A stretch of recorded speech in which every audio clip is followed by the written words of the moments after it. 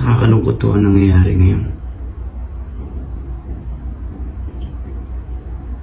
Nakakalungkot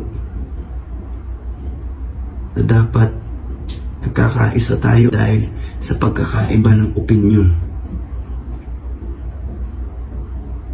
Karapatan natin ang magsalita. Pero kasama ng karapatan na yan ay responsibilidad. Responsibilidad na siguraduhin na ang sinasabi natin ay tama at higit sa lahat ay makatao at para sa tao.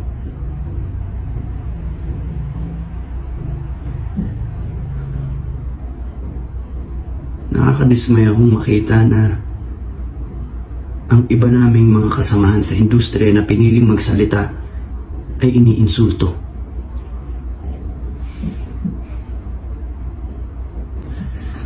Ano ho bang masama? Sa lahat ng mga pumupuna sa mga nagsasalita, alam ko na magkakaiba tayo ng opinyon. Alam ko na kung ano man ang halaga sa amin, eh maaaring hindi yun ang halaga nito sa inyo. Pero sana ho, huwag tayong makalimot. Huwag ho tayong makalimot na respeto sa pinagdadaanan ng iba. Bago ho ako maging artista, tao at Pilipino ho muna ako. Kaya sana huwag niyong ipagkait sa amin ang karapatan namin na magpahayag ng saloobin.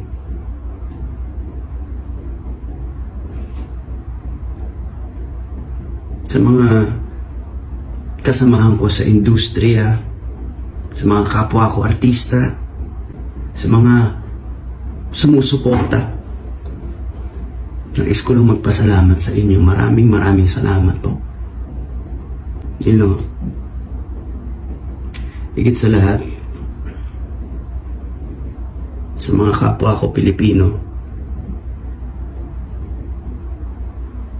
huwag ho nating talikuran ang pagiging makatao. Buksan mo natin ang mga puso natin para sa pinagdadaanan ng iba. Buksan natin ang mga mata natin para sa katotohanan. Mas mainam pa ang maging bulag kaysa sa nagbubulag-bulagan. Daniel Padilla po. Tao, Pilipino. Magandang gabi po. Alam ko po marami sa inyo may alam na matagal ko po piniling manahimik. Bakit? Kasi kagaya po ng iba sa inyo, natakot po ako. Pero ngayon, dito po ako kasi pakiramdam ko pakiramdam ko kahit wala man kasiguraduhan na marinig to, at least may ginawa ako.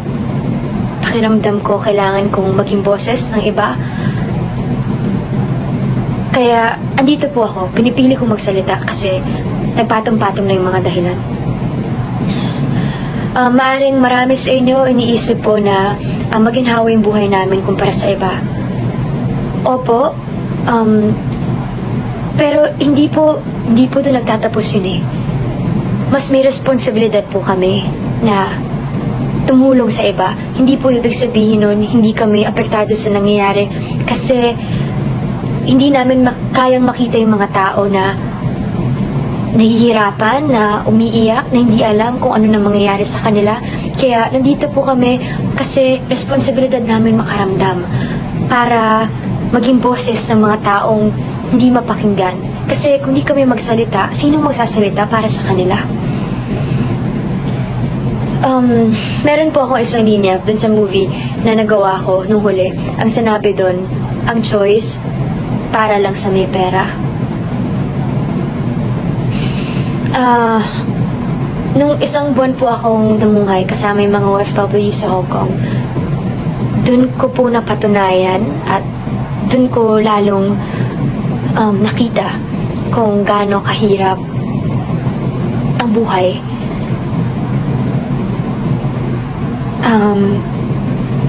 Kaya nakakalungkot man isipin, totoo yung sinabi nila na ang choice hindi para sa lahat. Hindi lahat kasing swerte natin, nakakalungkot yun. Kaya nananawagan po ako sa mga kinaukulan na sana bigyan natin ng atensyon yung mas kailangan, yung pong mas makakabuti para sa nakakarami. Tayo mga Pilipino, sana matuto tayong manindigan sa kung anong tama. Sana magamit natin yung boses natin para mapahayag ng responsable kung ano yung mga saloobin natin. At sa mga kabataan, sana huwag kayong matakot. Kasi kagaya nyo din ako, natakot ako. Samahan niyo po kami magdasal na sana maging okay na lahat. Sana matapos na lahat to at sana maayos lahat sa tamang proseso at mapag-usapan ng maayos. Ayun lang po. Salamat po sa pakikinig.